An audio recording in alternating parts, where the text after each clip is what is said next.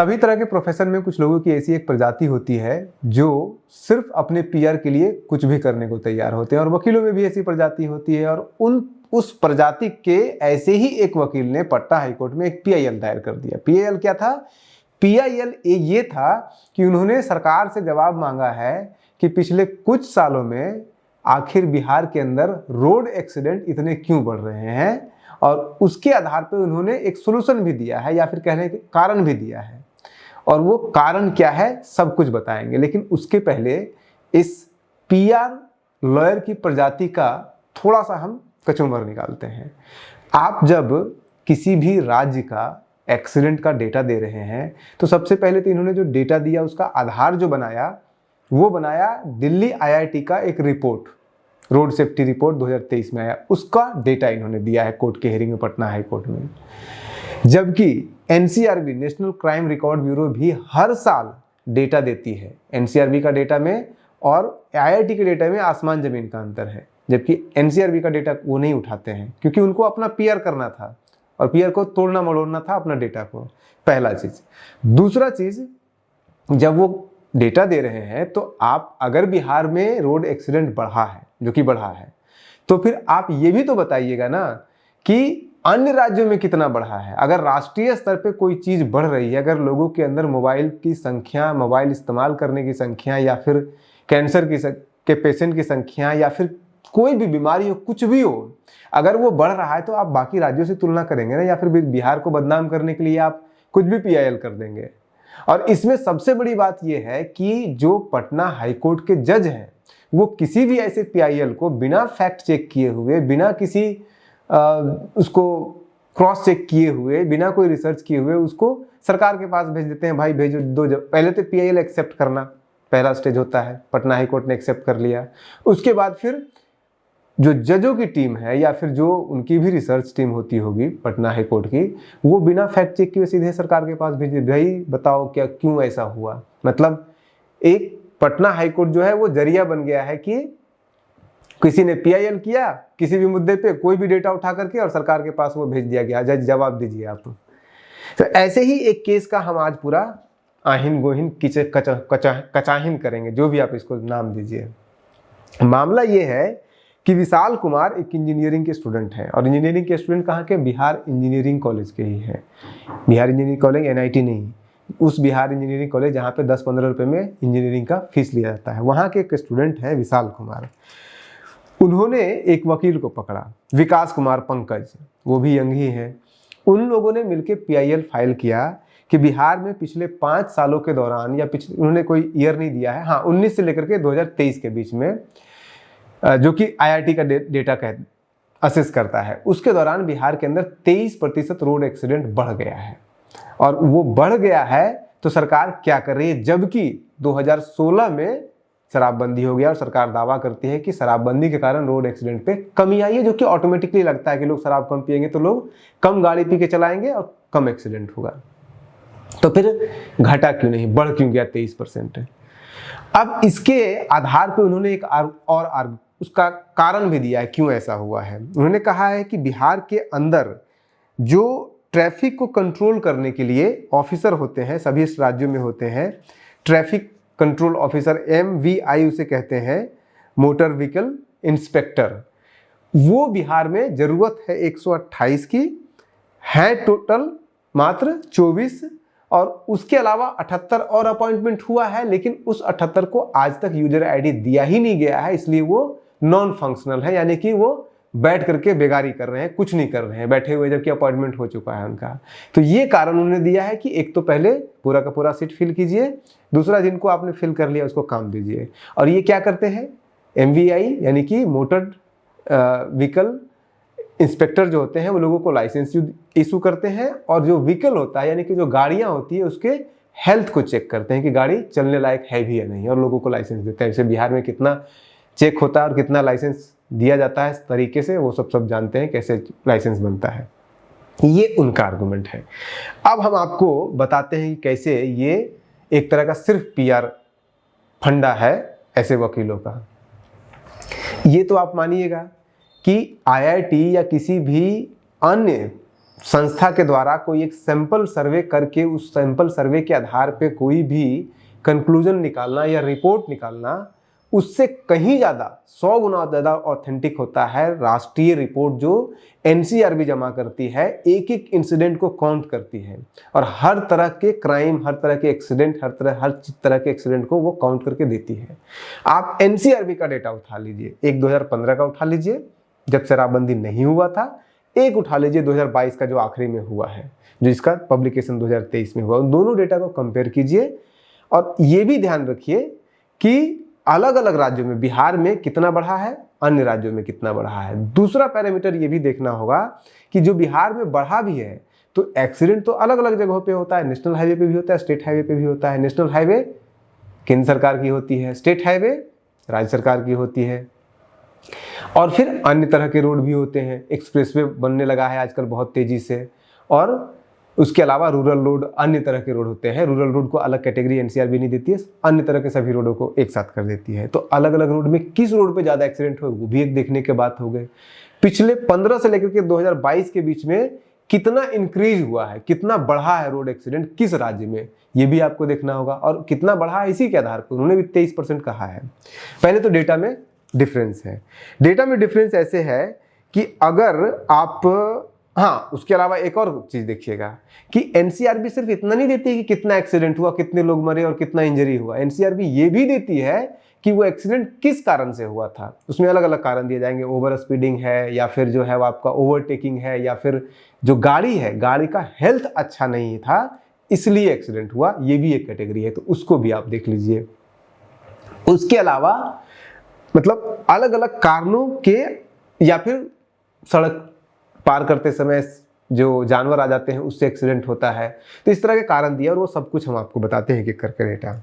राष्ट्रीय स्तर पे अगर आप देखिएगा पूरे हिंदुस्तान में 2015 से लेकर के 2022 के बीच में रोड एक्सीडेंट के केसेस की संख्या 30% बढ़ा है, 30.96%, और बिहार में उस एनसीआरबी के डेटा के अनुसार 12.90% है।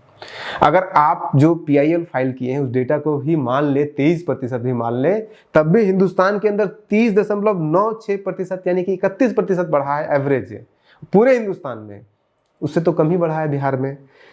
कुछ राज्यों का वो एग्जाम्पल उठा लीजिए। यहीं पे आपका मध्य प्रदेश चले जाइए, मध्य प्रदेश में 27.18% बढ़ा है। आपके डेटा के अनुसार भी ज़्यादा है, और जो एनसीआरबी का डेटा है उससे तो कहीं ज़्यादा है। एनसीआरबी के डेटा के अनुसार बिहार में 12.9% बढ़ा है, और एमपी में बढ़ा है 27.18%, उत्तर प्रदेश में बढ़ा है 31.25%। तो फिर आपने कहीं सुना है कि उत्तर प्रदेश में या एमपी में या फिर सुप्रीम कोर्ट में कोई पीआईएल लेके घुस गए होंगे कोई वकील और डिमांड कर दिए होंगे कि भाई भारत सरकार या फिर एमपी सरकार या फिर उत्तर प्रदेश सरकार बताइए कि इतना एक्सीडेंट बढ़ क्यों रहा है रोडों का, और उसको इलाहाबाद हाई कोर्ट ने या फिर मध्य प्रदेश का हाई कोर्ट ने या सुप्रीम कोर्ट ने एक्सेप्ट कर लिया उस पर पीआईएल को, तो फिर पटना में कहीं ऐसे को एक्सेप्ट किया जाता है। अब आगे चलिए, ये तो केसेस का हो गया। उस एक्सीडेंट में इंजरीज जो होते हैं उसको भी आप देख लीजिए। बिहार में जो इंजरी हुआ है इस तरह के केसेस में वो 11.75% की वृद्धि हुई है 15 से लेकर 2022 यानी कि 7 सालों के दौरान। केरल में डेवलप है, शिक्षित है, सब कुछ है, केरल में 13.46%, उत्तर प्रदेश में 24.80%, दुगुना से ज़्यादा है बिहार से। उसके बाद फिर आप चले जाइए एमपी में आपका है 28.41%। उसके बाद फिर पूरे हिंदुस्तान का देखिएगा तो जो इंक्रीज हुआ है, बढ़ा है रोड एक्सीडेंट में घायल होने वाले लोगों की संख्या, वो बढ़ा है 43.63%, और बिहार में बढ़ा है 11.75%। उसके बावजूद पटना हाईकोर्ट में लेकर के मुंह उठा के चले जाते हैं पीआईएल करने के लिए। और देखिए इसके बाद फिर आप ऐसा कीजिए कि अलग अलग हाईवे पे देख लीजिए कि किसके रोड पे ज़्यादा एक्सीडेंट हो रहा है। नेशनल हाईवे अलग बनाती है राज्य सरकार, केंद्र सरकार नेशनल हाईवे बनाती है, एक्सप्रेसवे बनाती है, राज्य सरकार स्टेट हाईवे बनाती है। ये तो क्लियर है। रूरल रोड में केंद्र भी बनाती है, राज्य भी बनाती है, तो उसको छोड़ देते हैं हम, एक्सप्रेसवे छोड़ देते हैं हम। अब आप देख लीजिए राज्य सरकारों का।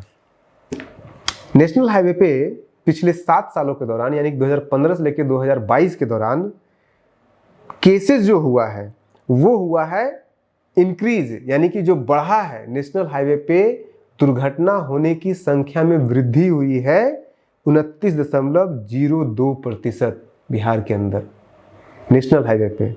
और उसके कारण जो दुर्घटना के में लोगों का जो भी क्षति होता है, घायल होते हैं, उसमें वृद्धि हुई है 38.21%।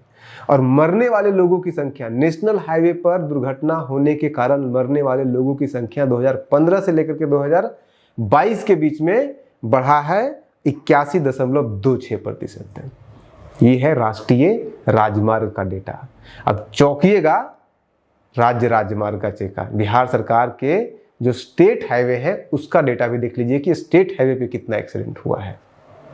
स्टेट हाईवे पे टोटल एक्सीडेंट जो हुआ है उसमें 26.25% की वृद्धि नहीं हुई है, कमी आई है पिछले 7 सालों के दौरान। उसमें इंजरीज जो हुआ है वो इंजरीज में 27.05% का कमी आया है। और स्टेट हाईवे पर होने वाले एक्सीडेंट में मरने वाले लोगों की संख्या में 6.61% की कमी आई है। और भी कुछ सुनना चाहते हैं? मतलब कि स्टेट हाईवे पे सभी तरह के, चाहे मरना हो, उसमें घायल होना है या फिर केसेस की संख्या, सब में कमी आई है। और नेशनल हाईवे पे जो घटनाएं घटी है उसमें सब में वृद्धि हुई है। उसके बावजूद कोई PIL लेकर के भारत सरकार के पास न जाकर के बिहार सरकार के पास गया। और इसीलिए इन्होंने जानबूझ करके कारण दिया है कि आपका ऑफिसर नहीं है। इसलिए आपको लगता है कि अगर आप सारे लाइसेंस देने वाले ऑफिशियल्स को सही कर दीजिएगा, सारे लाइसेंस देने वाले ऑफिशियल्स को रिक्रूटमेंट कर दीजिएगा तो एक्सीडेंट होना कम हो जाएगा। ये कहना है उस वकील का जिन्होंने ये केस किया है। आपको ऐसे ही और भी एग्जाम्पल दे सकते हैं। कारण में आप जाइए कि अलग अलग कारणों से होता है ओवर स्पीडिंग, जो मैंने बताया। कारण में अगर आप जाकर के देखिएगा तो जो एनिमल क्रॉसिंग है, यानी कि रोड पर जानवर आ जाने के कारण जो एक्सीडेंट होते हैं रोड पर, उसके कारण सबसे ज़्यादा वृद्धि हुई है। एग्जाम्पल के तौर पर 2015 में जानवरों के रोड पर आ जाने के कारण मात्र 18 एक्सीडेंट हुए थे पूरे बिहार में, और 2022 में बढ़ के हो गया 214। आप सोचिए कितना % का वृद्धि हुआ है। 18 हुआ है 2015 में और 2022 में हो गया 214। इस 18 एक्सीडेंट में 11 लोग घायल हुए थे 2015 में। 2022 में घायल होने वाले लोगों की संख्या हो गई 254। इस 18 एक्सीडेंट में 14 लोगों की जान गई थी, और उसमें से जो 2022 है, 15 में 14 लोगों की जान गई थी, 2022 में 136 लोगों की जान गई है। अब आ जाइए शराब पर। इन्होंने कहा है, स्पेसिफिकली शराब का मेंशन किया कि बिहार में शराबबंदी होने के बावजूद जो एक्सीडेंट हो रहे हैं, ऐसे लगता है सिर्फ शराब पीने के कारण ही एक्सीडेंट होता है, बाकी कोई कारण ही नहीं होता है। तो शराब का भी NCRB डेटा देती है कि शराब पीने से कितने एक्सीडेंट हुए हैं, कितने लोग उसमें मारे गए, कितने लोग घायल हुए हैं। 2015 में शराब पीने के कारण पूरे बिहार में 776 एक्सीडेंट हुए थे, और 2022 में कितने हुए शराब पीने के कारण एक्सीडेंट? 71। यानी कि सीधे सीधे आप सोचिए कि 7 गुना, कहाँ 71 हुआ है 2022 में एक्सीडेंट शराब पीने के कारण, कहाँ 776 हुआ था 2015 में जब शराबबंदी नहीं लागू था। इसके बावजूद ये कह रहे हैं लोग कि शराबबंदी का तो कोई असर ही नहीं है, एक्सीडेंट पे भी असर नहीं है। तो डेटा ये क्या कह रहा है? अब उसी 776 एक्सीडेंट में, रोड एक्सीडेंट में 2015 में घायल होने वाले लोगों की संख्या थी 443 से, और 2022 में वो घट के हो जाती है मात्र 70।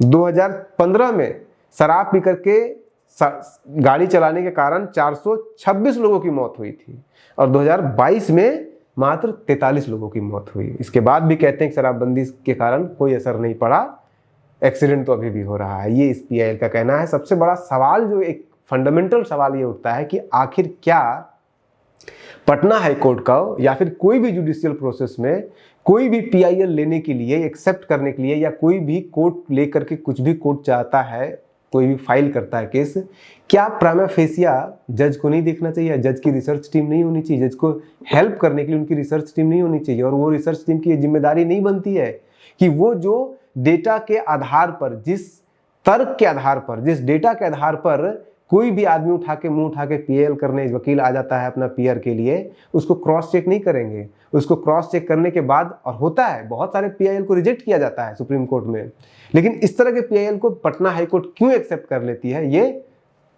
जानने वाला है, वो तो पटना हाईकोर्ट ही बता सकती है, लेकिन हम इस पे कुछ कह नहीं सकते हैं। आप बने रहिए न्यूज हंटर के साथ। अच्छा, एक आखिरी चीज और भी कह देते हैं भाई, हमारा किसी भी वकील के प्रजाति को के सेंटिमेंट को हर्ट करना नहीं है मकसद हमारा। हमारे मीडिया में भी ऐसे ही लोग हैं जो पैसे लेकर के न्यूज चलाते हैं, हर चीज करते हैं। तो इसलिए मैंने कहा कि हर फील्ड में ऐसी प्रजाति के लोग होते हैं हर फील्ड में। टीचर भी ऐसे हैं, प्रोफेसर भी ऐसे हैं, पुलिस भी ऐसे हैं, सब जगह है। लेकिन लॉयर में भी ये प्रजाति है और इस प्रजाति के ऊपर चेक करना चाहिए जो अपने पीआर के लिए पीआईएल का इस्तेमाल करते हैं।